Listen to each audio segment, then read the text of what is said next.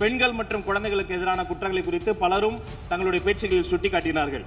சிங்கப்பெண் சிறப்பு படை என்பது வரலாற்று சிறப்பு மிக்க பொன்னெழுத்துக்களால் பொறிக்கப்பட வேண்டிய ஒரு மாபெரும் முயற்சி.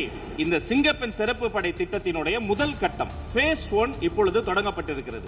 பின்பு phase 2, phase 3 என்று அடுத்தடுத்த கட்டங்கள் வரும். இதே ஒரு 2 நாளைக்கு முன்னாடி நான் சிங்கப்பெண் படைக்கு போன் அடிக்கிறேன். என்ன இந்த மாதிரி பின் தொடர்றாங்க, யாராவது வந்து என்ன காப்பாத்துங்கன்னு சொல்லி நான் அவ்வளவு தூரம் போன் பண்றேன். ஆனா லயன் மட்டும் தான் போகுது. ஒண்ணுமே அதுல இருந்து யாரும் எனக்கு இது வரைக்கும் ரிப்பீட்டட் கூட கால் பண்ணவே கிடையாது. சிங்கப்பெண் அதிரடி படைக்கு போன் அடிச்சா போன் பண்ணவே முடியல, ரீச் ஆக முடியல. இந்த சேஃப்டிகாண்டி தான் அந்த போர்ஸை கொண்டு வந்தது. ஆனா அந்த போர்ஸை நாங்க எப்படி கான்டாக்ட் பண்ணி எப்படி இந்த ப்ராப்ளத்தை சால்வ் பண்ணனே தெரியல. சிங்கப்பெண் சிறப்பு படை என்பது வரலாற்று சிறப்பு மிக்க பொன்னெழுத்துக்களால் பொறிக்கப்பட வேண்டிய ஒரு மாபெரும் முயற்சி. சிங்கப்பெண் படைப்பிரிவில் பணியாற்றும் போலீசுக்கு காவல் ஆய்வாளர் பாலியல் தொல்லை கொடுத்திருக்கக்கூடிய சம்பவம் அதிர்ச்சியை ஏற்படுத்தியிருக்கிறது. இந்த சிங்கப்பெண் சிறப்பு படை திட்டத்தினுடைய முதல் கட்டம் phase 1 இப்பொழுது தொடங்கப்பட்டிருக்கிறது. பின்பு phase 2, phase 3 என்று அடுத்தடுத்த கட்டங்கள் வரும்.